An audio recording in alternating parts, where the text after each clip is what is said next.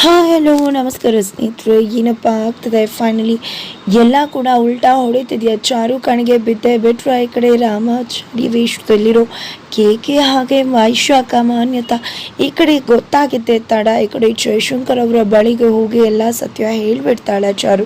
ಏನಾಗ್ತದೆ ತಿಳ್ಕೊಬೇಕು ಅಂದರೆ ಈಗಲೇ ನಿಮ್ಮ ಈ ಚಾನಲ್ನ ಸಬ್ಸ್ಕ್ರೈಬ್ ಮಾಡಿ ಹಾಗೆ ಒಂದು ವಿಡಿಯೋವನ್ನು ಪೂರ್ತಿಯಾಗಿ ನೋಡಿ. ಇಲ್ಲಿ ವೈಶಾಖ ರಾಮಾಚಾರಿ ವೇಷದಲ್ಲಿರೋ ಕಿಟ್ಟಿನ ನೋಡಿ ನೀನೇ ಅಲ್ವಾ ಕಿಟ್ಟಿ ಅಂತ ಕೇಳ್ತದಾಳ. ಹೌದು ಅಂತ ಹೇಳ್ತಿದ್ದಾಗೆ ಹೇಳು, ಏನು ಮೂವರು ಕೂಡ ಏನು ಅನ್ಕೊಂಡು ಬಂದಿದ್ರ? ಯಾಕೆ ರಾಮಾಚಾರಿ ಕೃಷ್ಣನ್ ಥರ ಮಾತಾಡ್ತಿದ್ದಾನೆ, ನೀನು ಯಾಕೆ ಇನ್ನೂ ಕೂಡ ರಾಮಾಚಾರಿ ಥರ ಇದೆಯಾ? ಕೃಷ್ಣ ಆಗಿರೋ ಅವನು ಯಾಕೆ ಪ್ರಜ್ಞೆ ಇಲ್ಲ, ಬರೀ ಕೃಷ್ಣ ಅಂತ ಮಾತ್ರ ಗೊತ್ತಿರೋದು ಅಂತಿದ್ದಾನೆ. ನೀನು ಕೂಡ ಅವ್ರ ಜೊತೆ ಸೇರಿಕೊಂಡು ಡ್ರಾಮಾ ಮಾಡೋಕ್ಕೆ ಶುರು ಮಾಡಿದ್ಯಾ ಅಂತ ಕೇಳ್ತಿದ್ರೆ, ನೀವು ಯಾವತ್ತಾರು ನನಗೆ ಸಿಕ್ಕಿಲ್ಲ ತಾನೆ. ಅಂದಮೇಲೆ ನಡೆದಿರೋ ವಿಷಯನ ಹೇಳೋಕೆ ಅವಕಾಶ ಕೊಟ್ರ? ಇಲ್ಲ ತಾನೆ. ಮತ್ತು ಅವಕಾಶ ಕೊಡಿ ಹೇಳ್ತೀನಿ ಅಂತ ಹೇಳಿ ನೋಡಿ ನಾನು ಬರ್ತಾ ಇದ್ದ. ರಾಮಾಚಾರಿ ಕೂಡ ಮನೆ ಕಡೆ ಬರ್ತಿದ್ದ. ಅವನು ಬಂದರೆ ನನಗೆ ತೊಂದರೆ ಆಗುತ್ತೆ ಅಂತ ಗೊತ್ತಿತ್ತು. ಅದಕ್ಕೋಸ್ಕರ ಅವನ ತಲೆಗೆ ಹಿಂದೆಯಿಂದ ಹೊಡೆದೆ, ದೊಪ್ಪು ಅಂತ ಬಿದ್ದ. ಆಗ ಸಾಯಿಸ್ಬಿಡೋಣ ಅಂತ ಹೋದೆ. ಅಷ್ಟರಲ್ಲಿ ಚಾರು ಬಂದ್ಬಿಟ್ಲು. ಆಗ ಅವನ್ನೇ ಕೃಷ್ಣ ಅಂತ ಮಾಡಿಬಿಟ್ಟ. ಅವನಿಗೆ ತಲೆಗೆ ಪೆಟ್ಟು ಬಿದ್ದಿರುವುದರಿಂದಾಗಿ ಅವನಿಗೆ ಎಲ್ಲವೂ ಕೂಡ ಮರ್ತೋಗಿತ್ತು. ಹಾಗಾಗಿ ಅವನು ಕೂಡ ಕೃಷ್ಣ ಅಂತ ಅಂದ್ಕೊಂಡ. ಹಾಗಾಗಿ ಅವನ್ನ ಕೃಷ್ಣನ್ ಮಾಡಿ ನಾನು ರಾಮಾಚಾರಿಯಾಗಿ ಮತ್ತೆ ವಾಪಸ್ಸಿ ಮನೆಗೆ ಬಂದೆ. ನಾನು ಈಗಲೂ ಕೂಡ ಬದಲಾಗಿಲ್ಲ. ನನ್ನ ಡೀಲ್ ಈಗಲೂ ಕೂಡ ನೆನಪಿದೆ. ನಾನು ನಿಮ್ಮ ಪರನೇ ನಾಟಕ ಮಾಡ್ತಿರೋದೆ ನೀವು ಅಂದ್ಕೊಂಡಿರೋ ಕೆಲಸ ಮಾಡೋದಕ್ಕೆ ಅಂತ ಹೇಳ್ತಾರೆ. ಇದನ್ನು ವೈಶಾಖ ಕೂಡ ಏನಪ್ಪ ಇದು ನಂಬೋದು ಬಿಡುವ ಅರ್ಥ ಆಗ್ತಿಲ್ಲ. ಆ ಕಡೆ ಮಾನ್ಯತಾ ಮತ್ತು ಈ ಸಿಪಿ ದೂರ ಇದ್ದಾರೆ, ನಾನು ಇಲ್ಲೇ ಇದ್ದೀನಲ್ಲಪ್ಪ ಏನಪ್ಪ ಮಾಡೋದು ಅಂತ ಆಗ್ತಿದ್ರೆ ಈ ಕಡೆ ಶ್ರುತಿ ಬಂದಿದ್ದೆ. ಏನಾಯಿತು ಅದಕ್ಕೆ ಅಂತ ಕೇಳ್ತಿದ್ದಾಗ ಯಾರು ನಿನ್ನ ಮಾತಾಡ್ಸು ಅಂದಿದ್ದು. ಏನಿದು ಇಲ್ಲಿ ಸುಮ್ಮನೆ ಬಂದು ಹೆಗ್ಲ ಮೇಲೆ ಕೈ ಇಟ್ಟರೆ ಹೆದರಿಕೆ ಆಗಲ್ವಾ ಅಂತಿದ್ದಾರೆ. ಹೆದರಿಕೆನ ಯಾಕಿರುತ್ತೆ ಇದ್ದೀರಾ ಅನ್ನೋ ಅಷ್ಟರಲ್ಲಿ ಅಜ್ಜಿ ಕೂಡ ಬರ್ತಾರೆ. ಯಾಕೆ ಅಂದರೆ ನಾನು ನಾರ್ಮಲ್ ಆಗೇ ಇದ್ದೀನಿ ಅಂತ ಹೇಳ್ತಿದ್ರೆ ಮನೆಯವರೆಲ್ಲ ಖುಷಿಯಾಗಿದ್ದಾರೆ. ಯಾಕೆ ಅದನ್ನು ಸಹಿಸೋಕ್ಕಾಗ್ತಿಲ್ವಾ? ಅದಕ್ಕೆ ಉರಿ ಬರ್ತದೆ ಅಲ್ವಾ? ಅದಕ್ಕೆ ನಿನಗೆ ಖುಷಿಯಾಗಿರೋಕ್ಕಾಗಲ್ಲ ಅಲ್ವಾ? ನನಗೆಲ್ಲ ಗೊತ್ತಾಗುತ್ತೆ ನೀನು ಎಂಥವಳು ಏನು. ಸಂಸಾರ ಒಂದಾಗಿದ್ರೆ ಅದನ್ನು ಸಹಿಸೋ ಶಕ್ತಿ ನಿನಗಿಲ್ಲ. ಹೊಟ್ಟೆ ಹುಡ್ಕೊಂಡು ಸಾಯ್ತಿರ್ತೀಯ. ಆದರೆ ಒಂದು ವಿಷಯ ತಿಳ್ಕೊ, ಬೆಂಕಿ ಹಚ್ಚಿದ್ರೆ ಫಸ್ಟು ನಮ್ಮನ್ನು ಸುಡುತ್ತೆ, ಇನ್ನೊಬ್ರನ್ನ ಸುಡುತ್ತೆ ಅನ್ಕೋಬೇಡ. ಆ ಬೆಂಕಿ ನಿನ್ನನ್ನೇ ಸುಡುತ್ತೆ ಅಂತ ಹೇಳಿ ಅಜ್ಜಿ ಅಲ್ಲಿಂದ ಹೋಗ್ತಾರೆ, ಶ್ರುತಿ ಮತ್ತು ಅಜ್ಜಿ. ನಂತರ ಈ ಕಡೆ ರಾಮಾಚಾರಿ ಮತ್ತು ಚಾರು ಇಬ್ಬರು ಕೂಡ ಮಾತಾಡ್ಕೊತಿರ್ತಾರೆ. ಇಲ್ಲಿ ಯಾಕೆ ಕೇಕೆ ರೀತಿ ಆಡ್ತಿದ್ದಾನೆ ಅಂತ ಒಂದು ಕೂಡ ಅರ್ಥ ಆಗ್ತಿಲ್ಲ ಅಂತ ಚಾರು ಹೇಳ್ತಿದ್ರೆ, ಕೃಷ್ಣ ಹೇಳ್ತಿರೋದನ್ನೆಲ್ಲ ನೋಡ್ತಾ ಇದ್ರೆ ನನಗೆ ಯಾಕೋ ಶತ್ರುಗಳು ಹೊರಗಡೆ ಇಲ್ಲ, ಮನೆ ಒಳಗಡೆ ಕೂಡ ಇದ್ದಾರೆ ಅನ್ನಿಸ್ತದೆ. ಅದಕ್ಕೋಸ್ಕರನೇ ಅವನು ನಾಟಕ ಮಾಡಬೇಕು ಅಂತ ಹೇಳ್ದ ಅನ್ನಿಸ್ತದೆ. ಇದನ್ನೆಲ್ಲ ನೋಡಿದ್ರೆ ಕ್ಲಿಯರ್ ಆಗಿ ಅರ್ಥ ಆಗ್ತದೆ. ನನಗೂ ಕೂಡ ಶತ್ರುಗಳು ಒಳಗಡೆನೇ ಇದ್ದಾರೆ ಅಂತ ಅಂದಾಗ ಹೌದು ಇರಬಹುದು. ಅದಕ್ಕೆ ತಾನೇ ಮನೆಯವರೆಲ್ಲರಿಗೂ ಕೂಡ ವಿಷಯ ತಿಳಿಸೋಣ ಅಂದರೆ ಮನೆಯವ್ರಿಗೂ ಬೇಡ ಅಂತಿದ್ದಾನೆ ಅಂತ. ಇದನ್ನೆಲ್ಲ ನೋಡ್ತಿದ್ರೆ ಖಂಡಿತ ಶತ್ರುಗಳು ಹೊರಗಡೆನೆ ಎಂಥ ಒಳಗಡೆನೇ ಇದ್ದಾರೆ. ಅದಕ್ಕೋಸ್ಕರ ವಿಷಯ ಗೊತ್ತಾದರೆ ಅದು ಲೀಕ್ ಆಗುತ್ತೆ. ಆಮೇಲೆ ನಾವು 3 ಜನ ಒಂದಾಗಿದ್ದೀವಿ ಅಂತ ಗೊತ್ತಾದರೆ ಅವ್ರು ಬೇರೆದೇ ರೀತಿ ಅಸ್ತ್ರ ಹುಡ್ತಾರೆ, ಬೇರೆದೇ ರೀತಿ ಕೆಲಸ ಮಾಡ್ತಾರೆ. ಅದಕ್ಕೋಸ್ಕರನೇ ಕೇಕೆ ಕೃಷ್ಣ ಈ ರೀತಿ ಹೇಳಿರೋದು ಅಂತ ರಾಮಾಚಾರಿ ಹೇಳ್ತಾರೆ. ನಂತರ ರಾಮಾಚಾರಿ ಮತ್ತು ಚಾರು ಇಬ್ಬರು ಕೂಡ ಬರ್ತಾರೆ. ಹೊರಗಡೆ ಕಿಟ್ಟಿ ಇರ್ತಾರೆ. ಬಂದಿದ್ದೇ ಕೃಷ್ಣ ಅಂತ ಹೇಳಿ ಮಾತಾಡ್ಸೋಕೆ ಶುರು ಮಾಡ್ತಾರೆ.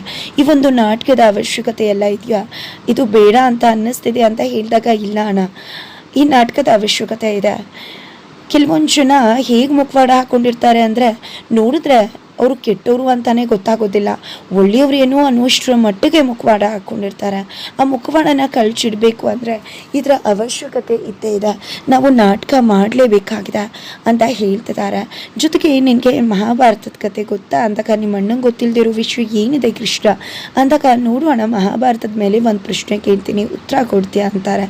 ಖಂಡಿತ ಅಂದಾಗ ಹಾಗಿದ್ರೆ ಯಾಕೆ ಕೃಷ್ಣ ವಸ್ತ್ರಾಪರಣ ಆಗಬೇಕಿದ್ರೆ ದ್ರೌಪದಿಗೆ ಕೊನೆಯಲ್ಲಿ ಬಂದ, ಮೊದಲೇ ಬರಬಹುದಿತ್ತಲ್ವ ಅಂತ ಹೇಳಿದ್ರೆ ಆಗ ಬಂದಿದ್ರೆ ಭೀಷ್ಮ, ಧೃತರಾಷ್ಟ್ರ, ಗಾಂಧಾರಿ ಇವರು ಎಲ್ಲ ಏನು ಅನ್ನೋದು ಪಾಂಡವರಿಗೆ ಗೊತ್ತಾಗ್ತಿರ್ಲಿಲ್ಲ.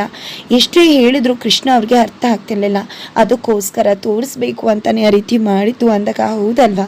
ಕೃಷ್ಣ ಮೊದಲೇ ಬಂದಿದ್ದರೆ ಇಲ್ಲಿ ಭೀಷ್ಮ, ದೊಡ್ಡ ಗುರುಗಳು, ದ್ರೋಣಾಚಾರ್ಯ ಗುರುಗಳು, ಹಾಗೆ ಗಂಡನಿಗೋಸ್ಕರ ತಾನು ನೋಡಲ್ಲ ಪ್ರಪಂಚ ಅಂತ ಗಾಂಧಾರಿ ಹೆಣ್ಣಾಗಿದ್ದು ಅದನ್ನೆಲ್ಲ ನೋಡಿಕೊಂಡು ಸುಮ್ಮನಿದ್ದಿದ್ದು, ಧೃತರಾಷ್ಟ್ರ ಸುಮ್ಮನಿದ್ದು, ಅಜ್ಜ ಭೀಷ್ಮ ಸುಮ್ಮನಿದ್ದು.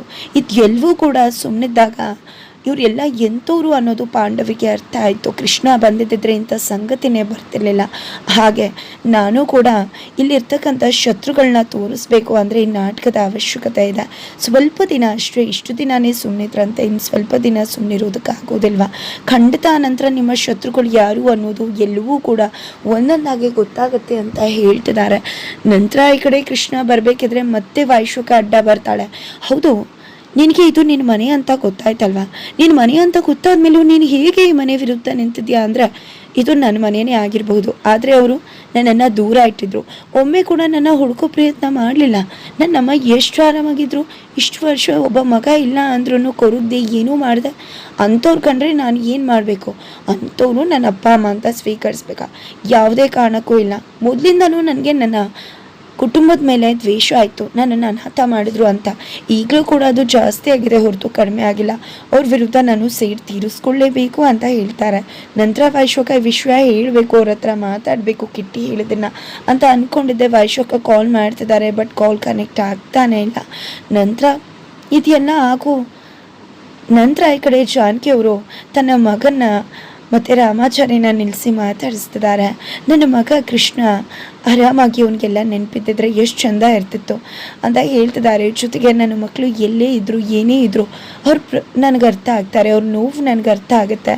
ಆದರೆ ಕೃಷ್ಣ ಚೆನ್ನಾಗಿದ್ರೆ ಅಷ್ಟೇ ಸಾಕು, ಅವ್ನಿಗೆ ನೆನಪು ಅಂದರೆ ಅಷ್ಟೇ ಸಾಕು ಅಂತಿದ್ರೆ ಈ ಕಡೆ ಇಬ್ರಿಗೂ ಕೂಡ ಒಂದೇ ರೀತಿ ಬಟ್ಟೆ ಕೊಡ್ತಾರೆ. ನೋಡಬೇಕು ನನ್ನ ಮಕ್ಕಳನ್ನು, ಚಿಕ್ಕವರಿದ್ದಾಗ ಹಾಗೆ ಹಾಕಿಸ್ತದೆ ಅಂತ. ಅಮ್ಮ ಇದೇನಮ್ಮ ಇದು? ಅಣ್ಣಂದನ್ನ ಕಂಡುಹಿಡಿದಿದ್ದೆ ಬಟ್ಟೆಯಿಂದ, ಬಟ್ ಈಗಲೂ ಕೂಡ ಅದನ್ನೇ ಒಂದು ಮಾಡಿದ್ರೆ ಏನು ಗೊತ್ತಾಗುತ್ತೆ ಅಂತ ಈ ತಾಯಿ ಕರಳಿಗೆ ಎಲ್ಲ ಕೂಡ ಗೊತ್ತಾಗುತ್ತೆ. ಇವರು ಎರಡು ದೇಹ ಒಂದೇ ಜೀವದ ಥರ ಇರೋರು ಅಂತ ಹೇಳ್ತಿದ್ದಾರೆ. ನಂತರ ಅಮ್ಮ ಇಷ್ಟು ಪ್ರೀತಿನ ಇಟ್ಕೊಂಡು ಹೇಗಮ್ಮ ಇಷ್ಟು ವರ್ಷ ಸುಮ್ಮನಿದ್ದೆ ಅಂದರೆ ಇಲ್ಲಿ ಬೇಕಲ್ವ ಮಗನೇ, ಮನಸ್ಸಲ್ಲಿ ಇಟ್ಕೊಂಡು ನನ್ನ ಮಗ ಯಾವಾಗ ಬರ್ತಾನೋ ಅಂತ ಕನ್ವರ್ಸ್ಕೊಂಡಿದ್ದೆ ಅಂತ ಹೇಳಿ ಇಲ್ಲಿ ರಾಮಾಚಾರಿ ಆಗಿರ್ತಕ್ಕಂಥ ಕೃಷ್ಣ ತನ್ನ ಅಮ್ಮನ ಅಪ್ಕೊಂಡು ಕಣ್ಣೀರು ಹಾಕ್ತಿದ್ದಾನೆ.